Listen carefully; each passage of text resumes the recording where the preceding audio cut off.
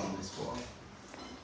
Nous tenons à remercier ce que vous avez contribué aussi. Voilà.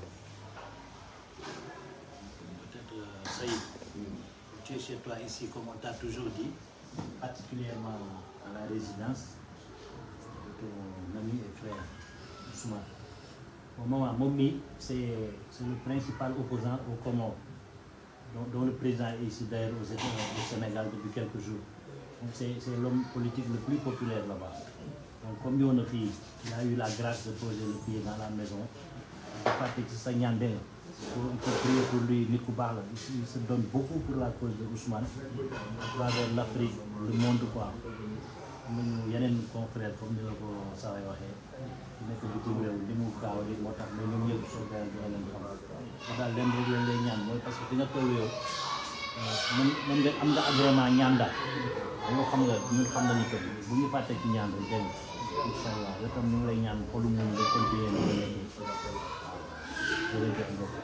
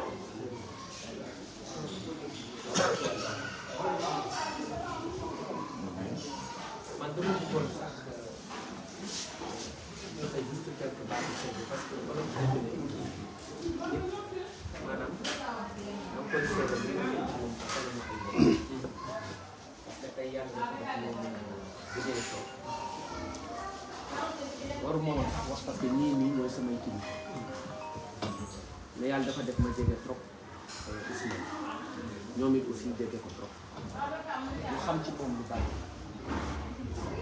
Ousmane biñ ko rajee en 2006 dafa ñëw mu ne ma ah petit frère man de rajo nañu ma ne ko dégg naa ko fekk mu fekk ma tribunal mu ne ma rajo nañ ma de mais yàlla baax na ma ne ko yàlla mu ngi leen mu ne ma ne ko am nga xaalis mu ne ma sama compte bi defe naa 85 000 moo ci ma jël xaalis di ko def mu sànni ko ci suuf boobu mu ngi am compte EGDS mu ne ma 85 000 moo ci mu nekk inspecteur principal des impôts et domaines. Il a été radié alors qu'il avait dans son compte pour faire une somme de 85 000 francs dans son compte logé à la justice. Après cela,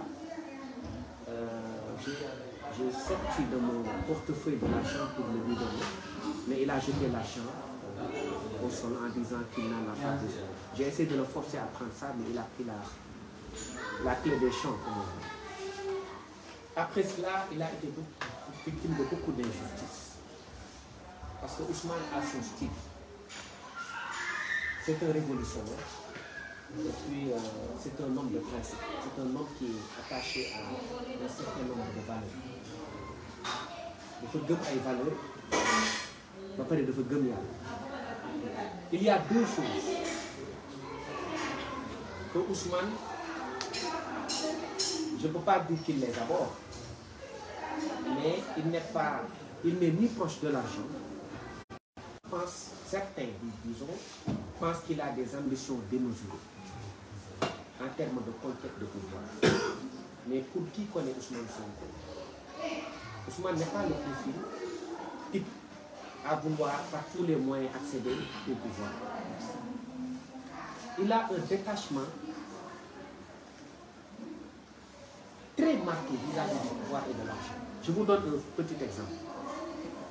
C'est pourquoi il est difficile de se battre contre nous. C'est parce qu'il peut se battre avec des gens avec qui il ne partage pas les mêmes idéaux, mais également les mêmes passions ou les mêmes objectifs. Quand on se bat contre quelqu'un qui veut accéder au pouvoir systématiquement, alors que vous êtes désintéressé par le pouvoir, il est difficile de combattre celui-là qui est désintéressé par le pouvoir. Ousmane Sonko est comme ça. dafa am ñaari yëf yoo xam ni moom intéressé wu ko muy pouvoir ak alal. Keroog dama fa dem ma jël sama kalpe ba ma jëlee sama kalpe moom parce que su ma toogee comme fii laa koy def ci ginnaaw daf may gêner du ma am confort ma jël kalpe bi teg ko mu ne ma ah sa waay yow da nga yàgg yow ku yàgg ma ne ko lu tax mu ne ma parce que man kalpe ça fait des années xaw ma kalpe musuma pratiquement man du ma utiliser kalpe ma ne ko mais yow dans ce cas comment est-ce que tu fais pour vivre mu ne yàlla rek. Donc ñi koy xeex xamuñu ko Ousmane xol bi dafa rafet dama koy giiñ ci Serigne Touba kenn gënu ko xol man de tuuti naa trop ci conseil président Macky Sall parce que xale laa ndaw laa rek man ñoom ñëpp peut-être ñooy sama kii mais li ma mën a wax mooy bu xamoon Ousmane Sonko du xeex ak moom parce que Ousmane moo gën ci moom pour ñi xam Ousmane Sonko président nag bon mooy kilifa gi waaye xamul Ousmane parce que bu ko xamoon toog ak moom rek dina xam kan mooy Ousmane Sonko. Ousmane Sonko ñi koy xeex xamuñu ko dañ ko sori ceux qui combattent Ousmane Sonko sont loin de lui, ne le connaissent pas, mais il suffit d'être en contact avec Ousmane Sonko pour savoir quel est le profil de l'homme. C'est un pardonneur, c'est quelqu'un qui a un cœur pur, qui est un homme dépouillé, un homme cash comme on dit. Et c'est ça Ousmane Sonko, détaché du pouvoir, un homme détaché de l'argent. Ceux qui pensent que Ousmane Sonko a une obsession pour le pouvoir peuvent déposer leur clip et leur claque. Parce que c'est pas ça le personnage d'Ousmane Sonko. Il a un détachement véritable vis-à-vis du pouvoir. Alors, comment se battre contre quelqu'un alors qu'il vous dit que moi, le pouvoir, l'accession à la magistrature suprême, que j'y aille ou non, ça m'est totalement égal. Il se combat, il se bat pour des principes et il se bat pour les Sénégalais qui sont peu. Et c'est important de le dire. Parce qu'il n'a pas une obsession folle pour le pouvoir. C'est pas ça le personnage d'Ousmane Sonko. Ousmane est quelqu'un de généreux. Il suffit de lui parler pour savoir qu'il y a peut-être une sorte de dichotomie entre Ousmane Sonko policier et Ousmane Sonko père de famille. C'est quelqu'un qui est tellement simple, quand il me voit, ah, maintenant, c'est comme ça qu'il parle. De façon à ce que vous ne pouvez même pas imaginer que c'est le même homme charismatique qui explose tous les records dans le continent africain. C'est ça le personnage d'Ousmane Sonko, un bon père de famille, quelqu'un qui tient à sa famille, qui tient à ses épouses et à ses enfants. Un homme affable, un homme sans histoire. C'est ça le véritable personnage de M. Ousmane Sonko. Le charisme est inné. Et c'est Dieu qui donne le pouvoir. C'est ça sa philosophie. Un homme ne peut pas donner le pouvoir, et un homme ne peut pas empêcher par un autre homme d'accéder au pouvoir. C'est Dieu qui donne le pouvoir. Et c'est ce à quoi lui, Ousmane Sonko, il donne. C'est ça sa philosophie. Pour ceux qui le connaissent, Ousmane Sonko n'est pas un homme. C'est la première fois que je fais un témoignage sur Ousmane Sonko, parce que je suis avec sa famille, je suis avec sa maman, qui, ne l'oublions pas, est enseignante. C'est pourquoi je m'exprime en langue française. Un homme humble. Il est humble. Il écoute tout le monde. Il n'est pas têtu, contrairement à ce que l'on croit. Et il est très souvent mis en minorité. Quand il met sur la table ici. Et quand vous lui dites la vérité, il est réceptif et il vous dit que vous m'avez dit la vérité et donc je l'accepte. J'acquiesce à ce que vous m'avez dit. Mon idée de départ était erronée. C'est ça aussi Ousmane Sonko. C'est un homme qui aime son pays. Personne ici dans ce pays n'a le monopole du patriotisme ou de l'amour pour la patrie. Même ses pourfendeurs et ses détracteurs n'aiment pas le pays plus que lui. Et je suis persuadé, pour l'avoir côtoyé, pour l'avoir connu depuis à peu près une vingtaine d'années, que Ousmane Sonko est un homme qui, plus que quiconque, aime son pays. Bon, je fais un petit glissement. Ce n'est pas à l'ordre du jour. Mais je pense que ce pays a besoin de paix. Ce pays a besoin également de calme et de stabilité. Le seul message que l'on puisse peut-être envoyer à nos interlocuteurs, parce que je vois que je suis filmé depuis, c'est que même le pouvoir de cassation qu'ils ont introduit n'est pas nécessaire à mon avis. La démocratie a soufflé à partir d'hier. Un nouveau vent a soufflé. Je pense qu'il est bon qu'on accompagne ce processus pour apaiser ce pays-là. Et que Dieu donne le pouvoir à celui-là qui le plus aime son pays. Et je suis persuadé que Ousmane Sonko aime son pays plus que quiconque. jërëjëf yaay boobu loolu lañ amoon lu wax ci tubaab ak ci wolof. juste def benn témoignage comme ça ñu waxee ci Ousmane. Bon, malgré aussi son adversité avec ceux qui sont au pouvoir actuellement nii. Bon, man je le fréquente parce qu'on s'est connus depuis 2016 physiquement quoi man daawoon naa ko dégg parce que ñoo bokkandoo université bu ñu jógee. bi ñu ñëwee foofu en 2000 bon on a entendu ces traces bi ñu fa liggéey yooyu quoi. Parce que d'après les informations, même Juma ji nekk foofu sax il fait partie des gens qui se sont battus ba mu am Juma quoi étudiants yi daan suñu julli. Après bi ma ñëwee Dakar benn jour dañoo daje par hasard ah si benn jàkk ñu julli ba pare génn taxaw di waxtaan quoi ci université bi tout ça mu jox ma numéro. Bon il a tenté de me joindre parce que numéro su la wooyee appel inconnu lay def quoi man su ma ko du ma ko mën a rejoindre.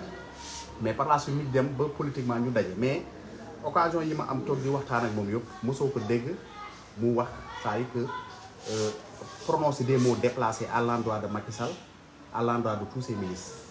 C'est-à-dire que du leen jamais c'est-à-dire que du leen jëw en fait quoi c'est-à-dire que mu wax leen lu bon man loolu man ce qui m'a le plus marqué en lui. Donc mës a toog ngeen toog nii di waxtaan mu wax Macky Sall lu ñaaw wala wax que lu bon wala tout ça lépp lu mu am lu mu koy wax il le dit publiquement. C'est ça aussi le courage d'un homme.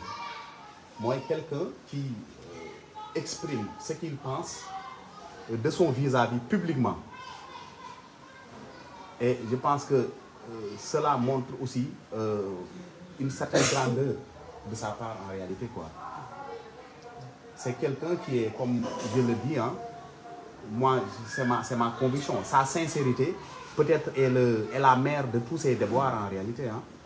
Parce qu'on est dans un pays où on a inversé la pyramide des valeurs en réalité. C'est ça. Et lui, il n'est pas dans cette logique en réalité quoi. C'est pourquoi beaucoup de gens parfois ne partagent pas peut-être sa méthode de faire tout ça. Mais en réalité, c'est un homme de principe. Et tout récemment, lorsque je l'ai rencontré pour la dernière fois, il me dit que moi, je suis dans les principes. Même si je perds, au moins, je suis fidèle à mes principes. Donc, c'est quelqu'un, pour conforter ce que vient de dire Maître Bamba Cissé, pour dire que c'est quelqu'un qui est fidèle à ses principes, quel que soit, contre vent et marée, il reste toujours accroché à ses principes. Et le Sénégal, actuellement, a besoin de ces hommes comme ça. Je n'ai pas dit qu'il est le seul homme à avoir ou bien des convictions et des principes, mais le Sénégal a besoin de ces gens comme ça. Parce que l'avenir du monde, ou bien les défis qui nous attendent, ont besoin quand même des leaders politiques et des hommes politiques qui ont des convictions en bandoulière quoi. C'est ça que je voulais vraiment. Je voulais prendre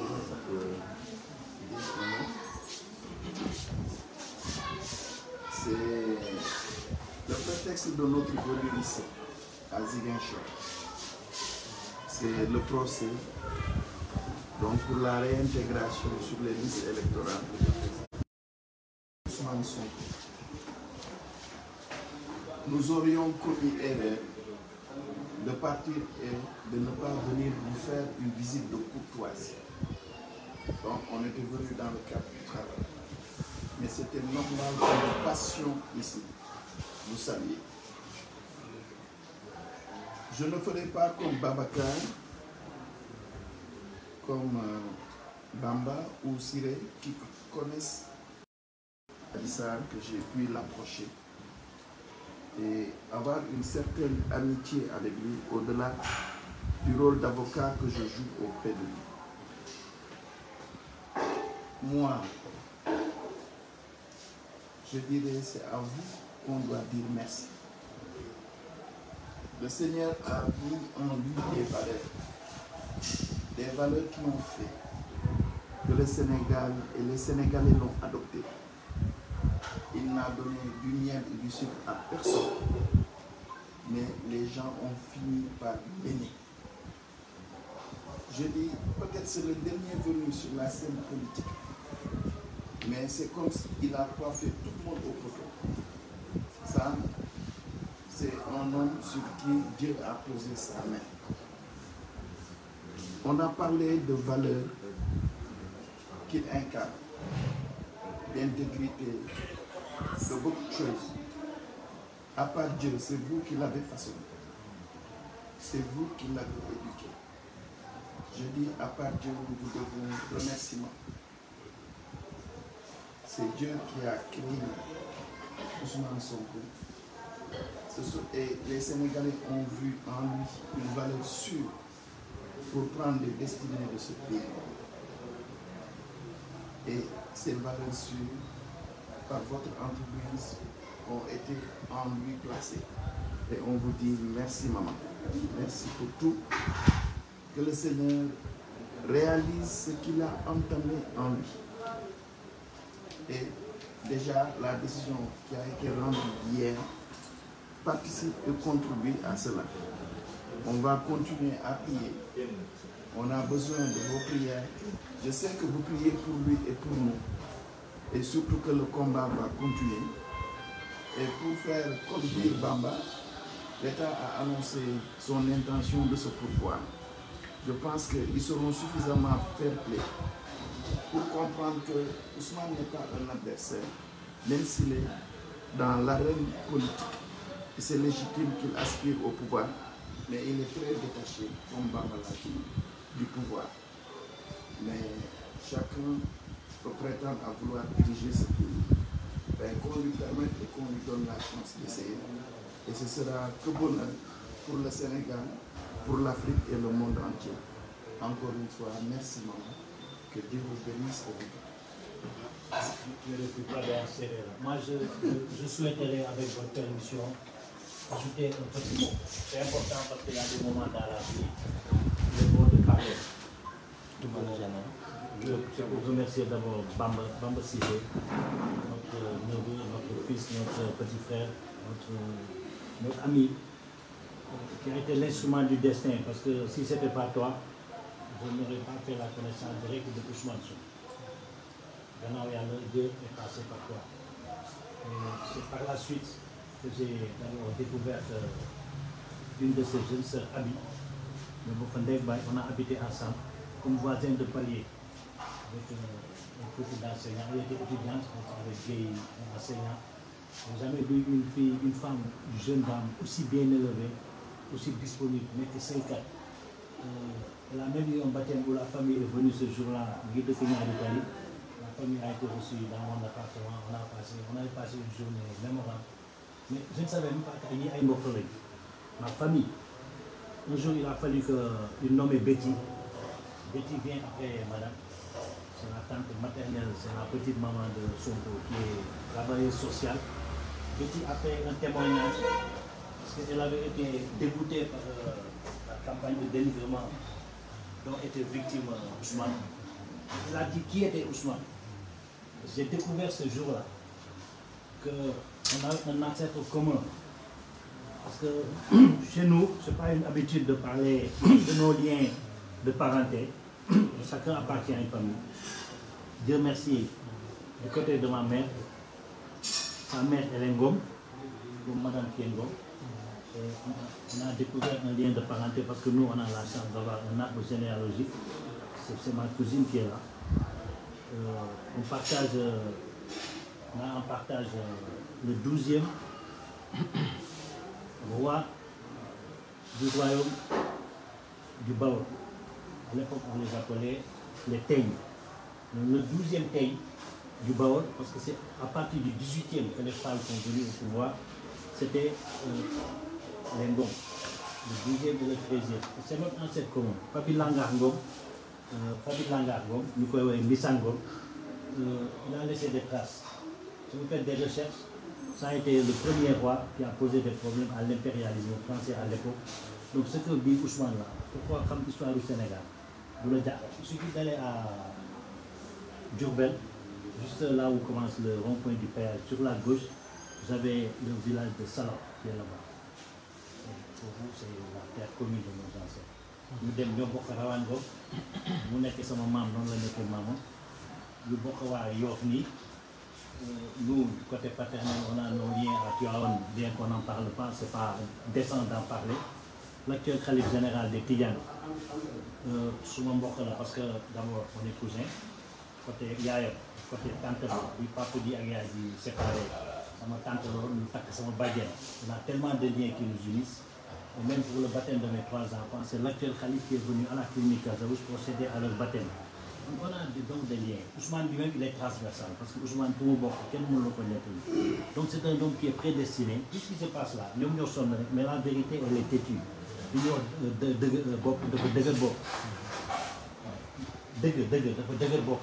C'est vrai, la vérité, d'un coup, et ça, parce qu'il y a le parrainage, son œuvre de création, il y a donc c'est une raison supplémentaire de se battre pour un tel garçon, surtout qu'il décline toutes ses qualités en même temps. Qui ne sont pas une surprise. Bon, Ousseynou Ngom, j'en profite pour vous dire que Ousseynou Ngom, notre confrère, est également mon neveu.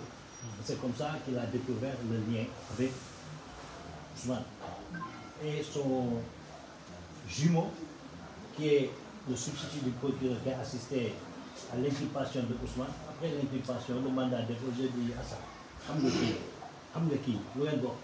Il m'a dit, oui, Ousseynou m'a dit, je dis voilà, j'ai appris le Sénégal,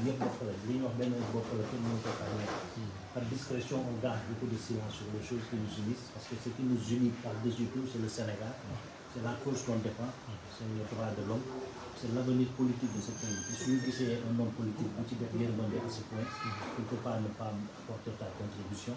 C'est qu'il y a le dogal, il y a le monde de l'lieu. C'est une santé, parce que c'est Dieu qui choisit les géniteurs et les génitrices. Bon, yàlla bu la tànnalee mbokk yu baax surtout yaay yu baax. deseetu la dara. rien du tout. Khady da nga ñëw jàlle ma keroog sama kër. Je voulais pas parce que ma femme a assisté à une scène qu'on a vécue. mu war na la film bi. Donc film bi ça veut tout dire.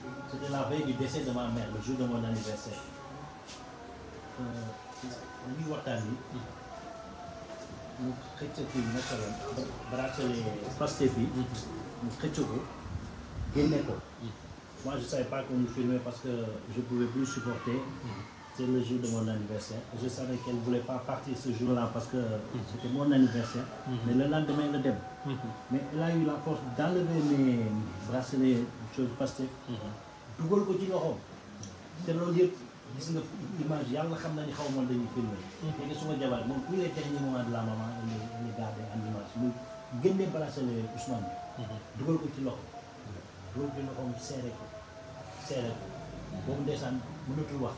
dernier jour parce que mu doon faiblement. day wax ne subhaana rabbika rabbil izzati ammaa yasifuun wa salaamun alal mursaliin. loolu rek doon wax. après merci bu mu dee merci la moom tey ma di wax merci dugal yàlla du kii. mais elle est partie c'est tout dire quoi. donc am na yaay am na maam lépp a nga koy ñaanal Ousmane Dara. loolu laa ko mos a wax. ñu bari ko ko nëbb sax quoi qu'il soit tranquille. te toujours loolu lañ ko mos a wax santal yàlla ci lu jub. ñun le 3 mars 2021 quand on allait au tribunal. ndeysaan après Bamba Cissé ñëw ak avocat yi. ñun dañuy toog ci oto bi. gars yi jàpp toute la gaz. toute la sécurité sonal ñu toog ci oto bi. ce jour-là ci laa doon am l'arbre généalogique moom lañ doon xool ci biir oto bi. gars yi xamuñ sax lu xew ñun arbre bi lañ doon consulter di ko xool avant je pense wax naa la ko fii bi ñu toogee ñu xool arbre bi. en certain moment on a vu la situation dans la rue tellement il était séduit di xool affaire yi mais qu'est-ce qui se passe on ne ko jàmm rek lenn mën naa la ko oto bi kenn du ko ubbi xanaa yow nga wàcc mais kenn du ko ubbi jot na wàcc la doxoon tuuti yéegaat ñu wàcc ba ñu bàmbalee ci la wàcc mu xam ni yàlla baax na mais pour vous dire que Ousmane xam nga di ko téye nga xam ni ku yebu rek bu la yàlla defee nga ànd ak moom nañ ci jàpp bu baax bul ko war bul ko xool bul ko jëw parce que du nit ordinaire waaw li yàlla def ci moom def na ko ba pare te il faut ñi koy xeex yëpp xam nañu loolu contrairement à ce que tu penses xam nañ ko dañ ko ragal na mais dem nañu ba ñeme ko parce que boo nongee dogalu yàlla rek dina ni xam ni kii c'est un instrument du destin comme yow ni nga nekkee instrument du destin c'est le moment ma gërëm la parce que képp kuy défendre Ousmane gannaaw yàlla yow yaa tax parce que yow yaa choisir son collectif waaw ça aussi tu es un garçon bien am na yàlla mooy fan bu gudd wér-gu yaram sutura Ousmane képp ku sutura na la wóor ni yàlla na la sutura ci suuf si ak sa njaboot man maa la wax loolu parce que Branco tubaab la mais ni ko gisee ñoom na nekk bàyyi fan tant que dañ lay def fële waxu Ousmane rek la dañ la wax kii lu ko jot est-ce que nit la waaw moom nag maire bu wax dara dana ñëw ba fii jébbalu ci yow parce que xam naa bëgg na la gis trop tubaab boobu ak ñeneen ak ñeneen macha allah ngeen baal ma ak quoi ci kii bi mais vraiment dañ leen yàq asalaamaaleykum wa rahmatulah donc bu bëgg jël kàddu tuuti au nom de la section communale de Pastef Ziguinchor parce que nous en sommes les deux adjoints, Alassane et moi, nous sommes les deux adjoints au niveau de la coordination communale. Alors, je prends la parole, c'est pour vous remercier, vous les avocats du président Ousmane Sonko, au nom de la section communale. xeex bi le combat bi ñaar tànk la ci wàllu avocat wàllu yoon ak ci wàllu politique moom ñun nous avons juré sur le Saint-Coran pour les musulmans, sur tout autre livre sacré pour les autres religions, que ñun dañu taxaw Ousmane Sonko incha allah ba nu atteindre suñu objectif. wàllu boobu wax dëgg yàlla loolu suñu wàll la ñun te ñu ngi si suba ak ngoon guddi ak bëccëg mais ñun aussi suñu yaakaar yéen la wax dëgg yàlla di leen remercier pour la grande victoire que vous nous avez apportée hier dëgg yàlla ku xool qui connaît Ziguinchor dina sentir aujourd'hui c'est comme un jour nouveau air bu bees moo commencé daw Ziguinchor aujourd'hui hier jusqu'à 2 heures du matin les gens étaient en liesse ni ñu kontaan te loolu du dara lu muy ginnaaw yàlla yéen nañu ko andil nous vous faisons confiance dëgg yàlla nous vous faisons confiance et nous sommes derrière vous wàllu boobu taxaw leen ci beneen wàllu politique bi ñun ñu taxaw bu baax di leen wax ni kontaan nañ lool ci liggéey bi te nous sommes très satisfaits et confiants parce que ñu xam ne boobu ba tey yàlla démb na leen may ngeen plaider te démb ngeen plaider am ngeen victoire boobu ba léegi ñu ngi daw ci ginnaaw gars yi di daw ci ginnaaw gars yi di daw démb la ñuy soog a plaider démb ñu plaider ngeen am victoire vraiment c'est pour témoigner cela au nom de tous les partis de Ziguinchor véritablement moo tax ma newoon naa leen ko wax ci turu section communale bu Ziguinchor nous vous remercions nous vous encourageons et nous vous assurons que sur le plan politique travail politique moom bàyyi nañ suñu loxo incha allah fii Ziguinchor li passé ba Ousmane Sonko bëgg na si jot soobee yàlla merci beaucoup. pour le protocole waaw et c'est vrai moi faut que j'y aille waaw d'accord donc c'est bon pour ñu war a jàpp su fekkee am na ñu war a jàpp pour la mosquée. J'ai parlé tout à l'heure brièvement. Donc elle a dit tout à l'heure que la décision d'hier, ça peut être interprété positivement comme une contribution pour la paix. C'est une victoire certes pour Ousmane, pour les militants du PASTEF, mais on peut dire aussi que c'est une victoire pour le Sénégal. Puisque cette décision a été rendue au nom du peuple sénégalais. Et le peuple du Sénégal doit se retrouver uni autour de cette décision.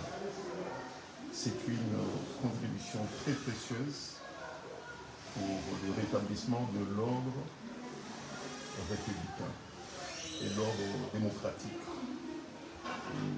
Lorsqu'on parle de l'ordre démocratique, ça ne profite à aucun camp, ça profite à tout le peuple dont la décision, au profit duquel la décision est rendue. Et au-delà du Sénégal, moi je reçois des appels qui viennent un peu partout, depuis hier soir jusqu'à ce matin. Et je pense que toute l'Afrique est sénégalaise. Et ça vient parce que la justice sénégalaise hier est devenue une championne de la justice africaine. Bon, donc lorsqu'on est championnat pour le continent. Bon, donc ce processus dynamique doit être poursuivi, doit être soutenu. Il n'y a pas de perdants, il n'y a pas de vainqueurs, il n'y a que des vainqueurs. Donc moi je vois les choses comme ça. Je suis personnellement très fier d'avoir avec mes éminents confrères contribué à cela, et même nos adversaires d'hier soir ont aussi contribué puisqu'ils nous ont enrichis. Ils nous ont apporté leurs contradictions, et c'est dans la contradiction effectivement qu'on s'enrichit.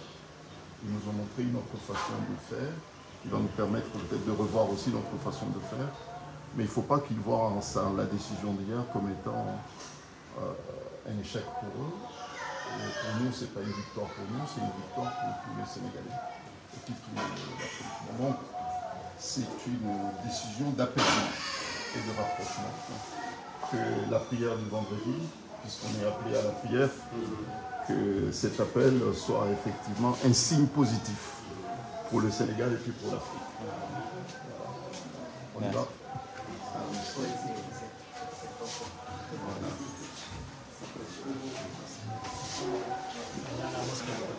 C'est bon.